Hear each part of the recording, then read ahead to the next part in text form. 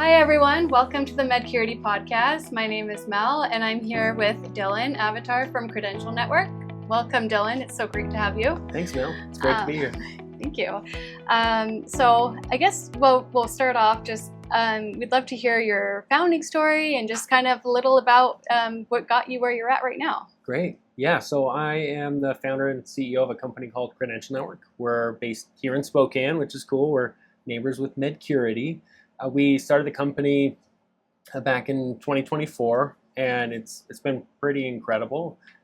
Just to give a little bit of context, though, so before this, I helped found a company called Merit, which is a verified identity platform. We largely built government identity solutions, and I spent, the greater half of a decade traveling around the U.S., working with different clients, both on the go-to-market and implementation side. Mm-hmm. And so I learned a tremendous amount about building identity solutions. Mm-hmm. Then in December 2023, I had a pretty significant accident. Mm-hmm. I was in the hospital for about 6 weeks. Mm-hmm. And then honestly, I've been healing for years beyond that. Mm-hmm. And so that was the moment where I had my life saved, and I realized that I wanted to do something for the medical space. Mm-hmm. I spent a ton of time stuck in bed, and I also spent a ton of time surrounded by providers. So I started asking questions, and because of my background, a lot of those questions happen to be identity kind of specific ones, mm-hmm. which is of course directly related to credentialing and all the credentialing issues that we navigate in the medical space. That was what planted the seed for Credential Network. I still remember having a conversation with my physical therapist who owns a business here, mm-hmm. and I was asking him about credentialing, and he says, Dylan, it's a constant headache for us. Mm-hmm. And I said, man, maybe we can fix that. Mm-hmm. And that was where the journey really began, and that's what we've been building towards ever since. Oh, wonderful. So whenever you're in the hospital, you're just observing and seeing like the different things that were stressing people out, and then also just talking to the providers. I mean, I definitely was doing a lot of observing. Not a huge TV fan, and that was all I really had to do there. But I would say it was more the questions I was asking, because credentialing is such a behind-the-scenes kind of problem that gets mitigated and solved. Mm-hmm. It's not like I had a doctor, then one day he couldn't show up because his license had expired or something like that. Not saying that doesn't exist, because it does, but it wasn't as in my face. I really had to ask questions and understand. Mm-hmm. And there were a whole bunch of administrative issues that had been vocalized, but the more I heard about credentialing, the more I kind of doubled down on that and spent time understanding why. Mm-hmm. Like, why is credentialing such a big pain point? And those were the learnings and conversations that led us to starting Credential Network. Yeah, I imagine there's different layers or complexities along with it, like similar to compliance, where people are confused about how to navigate it, and then things get delayed, and and I imagine things change a lot too. Like if there's like when I worked in healthcare at one point, there was an insurance came out that was called EPO, and it hadn't existed before. And then I believe all of the doctors and all the providers had to in order to get in network with those certain insurances, there was a whole process. And I remember our office manager complaining about it. And so I'm wondering, like, as you've been doing this, how have you seen things change as far as, the credentialing, I guess, requirements or processes, or does it change a whole lot? Well, to kind of get at your first point, I mean, that's what got me so excited about diving into this, because I worked with a lot of other regulated industries, mm-hmm. everything from realtors and plumbers and electricians and cosmetologists, and helped over on that side of the house before. I hadn't dove into medical, and I didn't realize how truly complex it was and how much more complex the credentialing processes are, especially with payer enrollment, mm-hmm. Which is what you're getting at.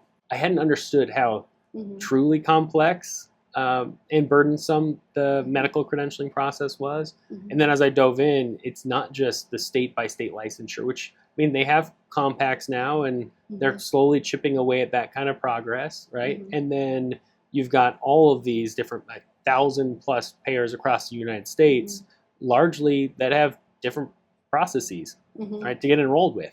And these healthcare institutions, even if they're tiny, Mhm. they're still enrolling with a dozen plus that Yeah. have to manage it. And don't get me wrong, you've got CAQH and some other good companies out there that are trying to address the problem, but Mhm. there's no one central solution. And Mhm. that's what we're trying to build for the institutions, because Mhm. we see a lot of those organizations, ever since starting Credential Network, Yeah. I spent a majority of my time listening to the healthcare institutions, listening directly to our beta clients and our early adopters, Mhm. and learning about the different legacy systems they're using, Mhm. or spreadsheets that they don't solve the problem. They just add to more work, Yeah. right?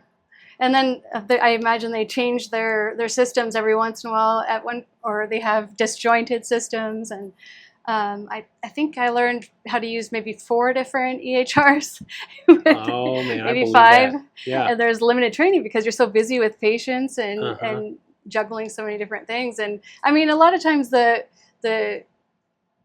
gist or like the interface or like what they do is essentially the same. You just have to figure out, I guess, how to navigate it within that platform. But yeah, I'm glad to hear like you're solving this huge problem. We're working on it. Yeah. And we are also, like, every single decision we make, it always correlates down to specific problems that we see across the industry. We also do everything in our power to make sure that we're building the most intuitive, user-first solution. There's a lot of clunky, complex workflow tools out there. They just aren't optimized to solve these problems because they're super complex. And then so they end up building really complex software solutions as a result. We spend a little bit more time and a little more thought utilizing the most forward-thinking technology to address each of those problems. So what would you advise, or like what would you suggest when someone's when they have these different problems that they're trying to solve, and they're worried about getting their team on board, or maybe they have a legacy system or two, or maybe it's just a sheer volume. Like, what advice would you give them as far as like getting them to I guess like making these changes without overwhelming their team? My simple advice is, at this point, new technology that's being developed is very different than old legacy systems. We have a lot more robustness, especially around onboarding and setup. And we're seeing significantly reduced onboarding times compared to a good portion of those legacy solutions you're talking about. We're also not nearly as complex as a big EHR kind of system. And so from a change management perspective, internally, let's talk about it and let's see how we can help you, because it's not going to be as cumbersome as it once was because of the great AI tooling that we're implementing here. And so it's a little upfront investment, but it's not nearly the same kind of huge burdensome investment that it used to be. Again, technology is growing, and we just need people to keep up with us. All the time savings, and like if you were to kind of think about how much time or like the different pain points that come along with the credentialing process, like would you say like time savings, or just removing the stress, or what are the kind of pain points? Maybe I'll take it a slightly different direction, because we're on a security podcast here, thanks to Medcurity. So over at Credential Network, we need to get our SOC 2 Type 2. We fortunately founded the company with that mindset. And so from the very beginning, I knew we were going that direction, and I said, okay, I know I can manage this with a Google Drive folder where we store all of our stuff, and I can use spreadsheets. We even did that for a little bit. But what I realized is that unless I got a really good technology solution in place to automate a tremendous amount of the work, it would have ended up costing me significantly more in hours consumed, and the human hours on my side, in just my time, because I did a huge lift of it. My engineering team did a huge lift of it. We, of course, have IT team that's supporting it. Starting with the right solution, or in our case, just a slight transition, ended up saving time. So we ended up using Vanta, but there's a lot out on the market. And now we have a portal where I can go in there and I can check every single day a status. How are we doing from a compliance standpoint? I can go in there and get automated notifications, or they get emailed to me if we're getting out of compliant. And so having that infrastructure established has Mhm. alleviated a tremendous amount of human time where we can allocate that towards other things and grow faster. All right, it's not like we're not going to have an IT person, but they can do more Yeah. impactful work. Yeah. And then the same thing goes as we're looking forward, it saves a tremendous amount of anxiety. And credentialing is the exact same thing, right? It needs good identity-centered compliance software. And that's what we've built, where you can go in there and sure, you've got to upload those credentials and get them started. Our system does do a good portion of the work thanks to the AI tooling we've built in. But it's all about that proactive monitoring, the notifications, the dashboard, the ability to then use AI to dive deeper into your data.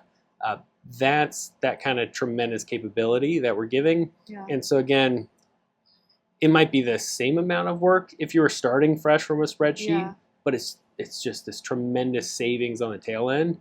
I love using Vanta, and I can confidently say all of our clients that use our system feel the same. Yeah, I mean, and if you just kind of think long term too, just year over year, all the time saving and you know, you don't have to think about all the moving parts because there's always some element of human error that comes with things like spreadsheets. And I mean, I love to use them for some things, but it definitely makes it easier when you have kind of, especially like the all-in-one solutions. Yeah, and nothing wrong with spreadsheets. Yeah. Just there is something wrong using them when it comes to mission-critical stuff like compliance. Yeah, exactly.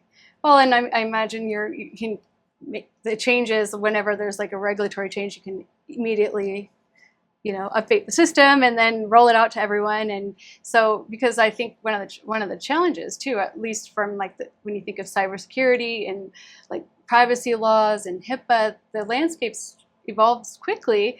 And then when you're working in healthcare, it's so busy and stressful. It's hard to keep up with all the different types of cyber attacks, or you know. So I can imagine like credentialing and all the processes are similar in that way too. Totally. You can just roll out the changes. Absolutely. And I will say, you know, we're a constantly growing company. We've got a lean team that allows us to keep our cost lean as well, but we've got a powerhouse team, and with this great AI tooling, not even that we're building, but that we're using, we're able to keep that team lean and keep our platform significantly more affordable than a lot of the market, but we're also still growing. And so all the customers we're working with right now, again, they love the foundational product, but they're also helping us say, hey, let's take it in this direction. Let's keep it going. And for me, that was a day one value for us, is that my goal wasn't to go build this like incredible vision. It was to go find problems in the medical space and build the right technology to solve it, period. And I didn't know what that was until I had the right conversations, identified them all, came up with the concept, ran it by all those customers, and then we kept iterating on it together. I think that's why people love working with us, because again, our goal is to actually solve things, and it's been a pretty cool ride so far. So that's awesome. So you're tailoring based on customer feedback since it's your own platform. That's awesome. Constantly. And that's the culture we built at the company. Every single person revolves around the customer. Like, it's not like we have like a pot of go-to-market people that really want with the customer, but we've got this separate product organization that isn't doing it, which you do see in tech. With us, like every single person is centered around making sure that we're solving that problem for the clients that really provides value for them, and it's pretty special having a team like that. Yeah, that's awesome. Yeah, speaking of AI, what tools just do you use in your day-to-day life, or like productivity? Like, do you have any productivity hacks or things that you do to kind of optimize your life? I guess? So we are constantly experimenting with AI, especially myself, outside of the business purposes. Because of certain frameworks we have in place, we are very careful about what we actually utilize for Credential Network proper and adopt accordingly, because there's a whole IT process for that. There's some pretty cool tools across every division that we're implementing. I actually want to say, from a productivity hack, what I'm trying to do right now is stay ahead of the curve. So I'm constantly talking to people in the field and learning what they're doing, not just in the medical space, but largely in tech. How do we drive efficiency? How do we make the most of our team? So we've got some great tools there. I also I'm a huge fan of AI Daily Brief. It's a podcast Okay. I'll on have to Spotify. You got to check it out. that sounds good. And it's just everything is changing so quickly. Yeah. There's no course that by the time they develop it and it comes out is going to have the most up-to-date information. Yeah. And so I've really gone away from books for that kind of learning and more towards the podcast side of things. And really, I don't even go back months anymore into podcasts. It's got to be present day kind of output to be interesting, because the models keep changing and the businesses are hyper competitive, right? And so that's where I'm trying to stay at the forefront of that with learning, and I encourage everybody to check it out. But also don't get too obsessed, because it's exhausting. And I know that personally, right? I feel that way. It's so overwhelming. I've tried, I enjoy it. I have a couple of different go-to podcasts for cybersecurity and privacy, and it's easy to just go down that rabbit hole.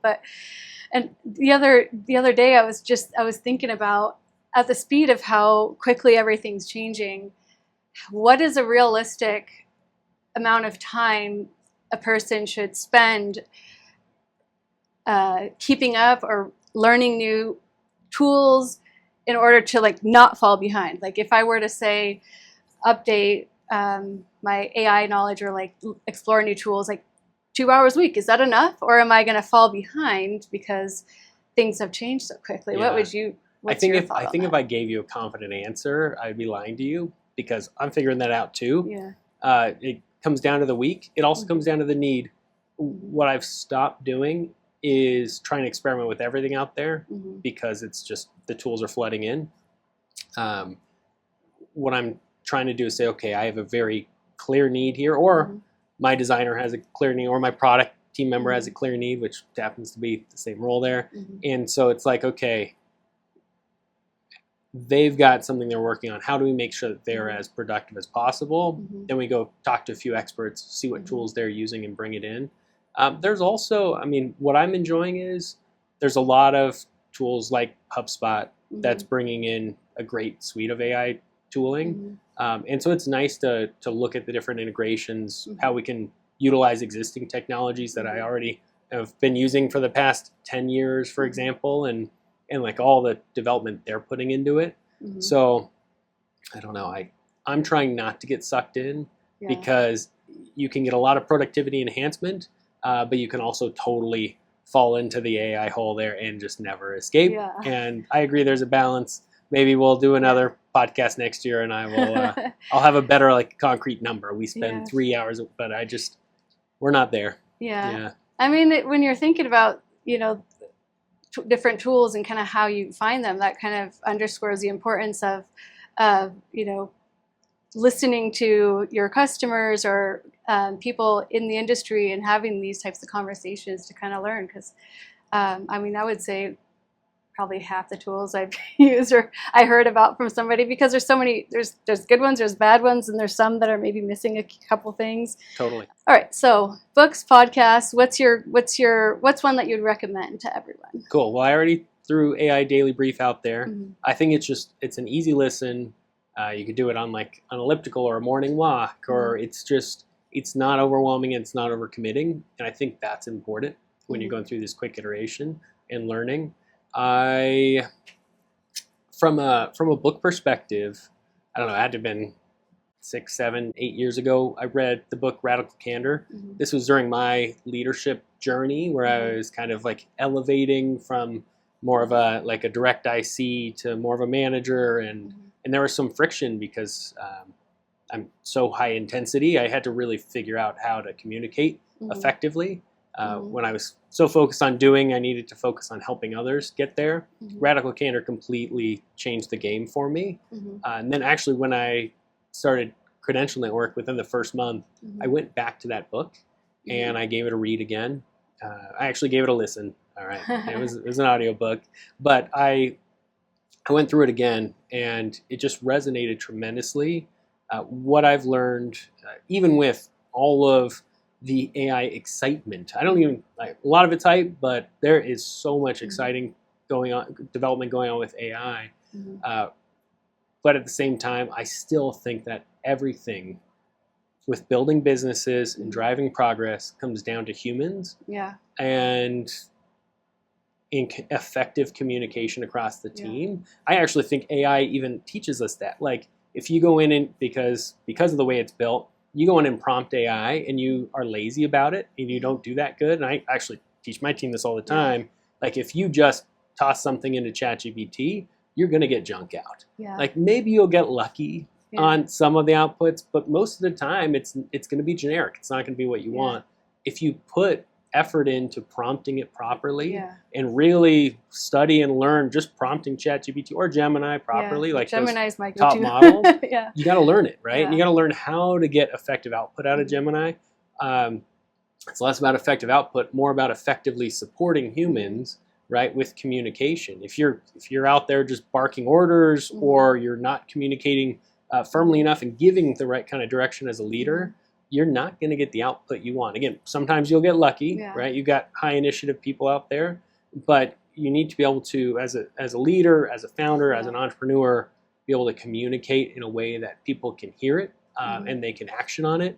And again, sure, AI is pretty impressive, but it's never going to replace the kind of ingenuity we get with our teams. And so that's what I would say. Like, don't forget, founders out there, entrepreneurs, anybody, managers and beyond, effective communication is still one of the most important aspects to building a healthy team and a healthy company.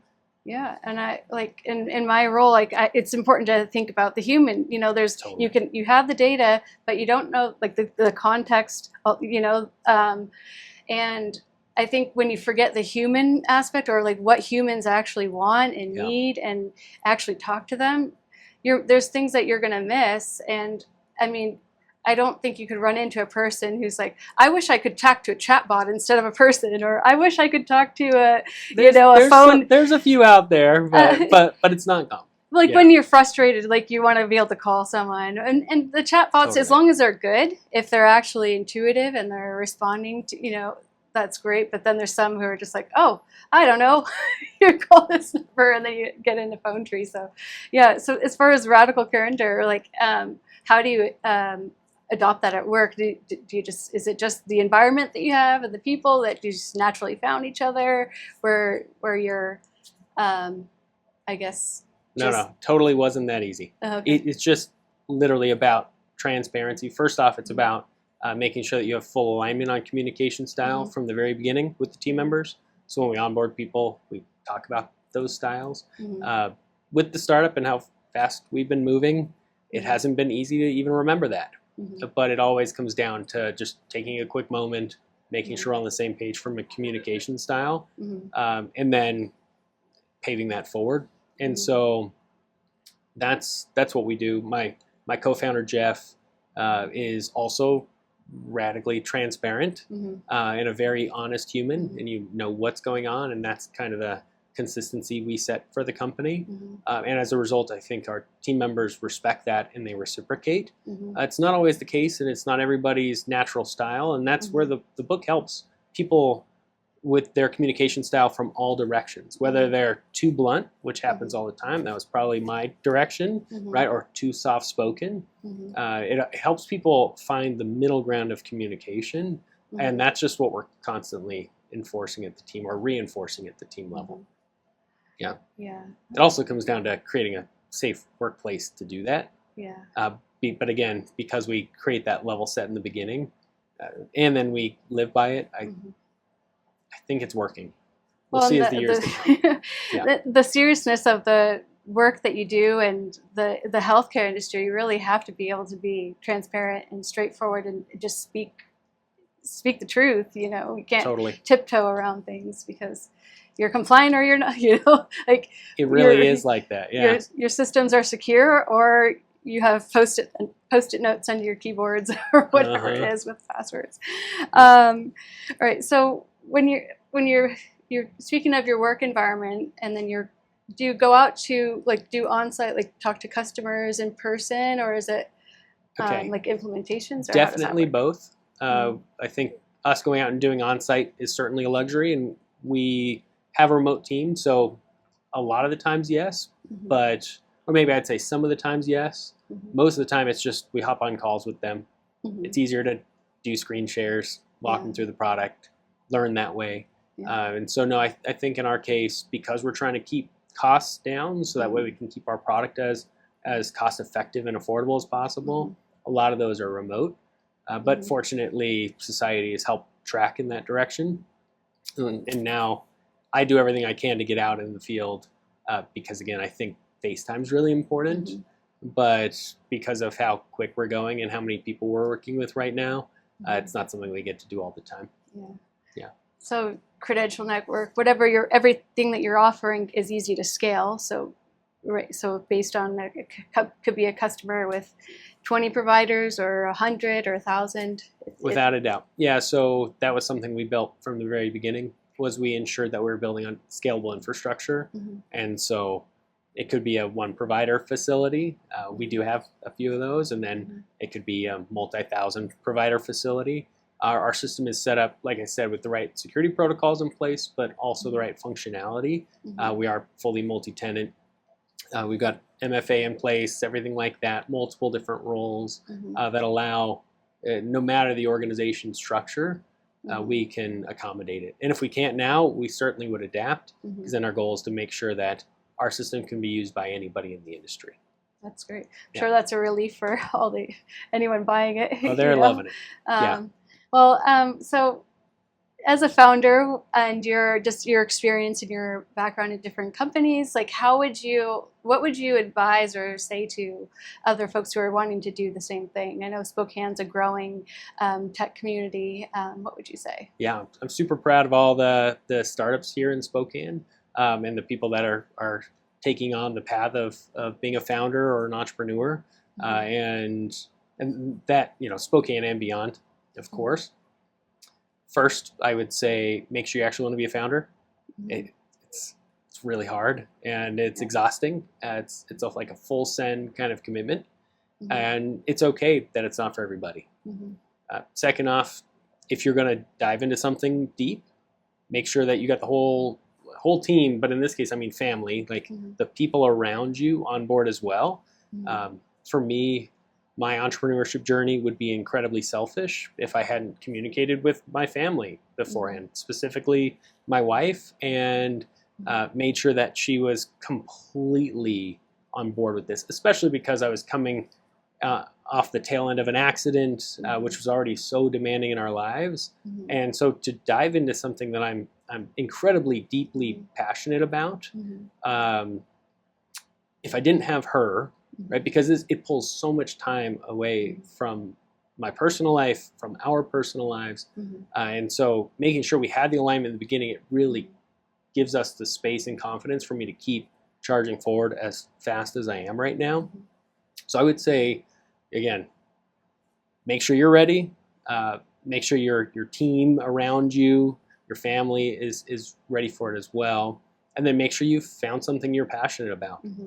You've got to go into it with purpose. If you're not going into it with purpose, I think that it's really easy to run into hard blocks, because there's nothing easy about startups.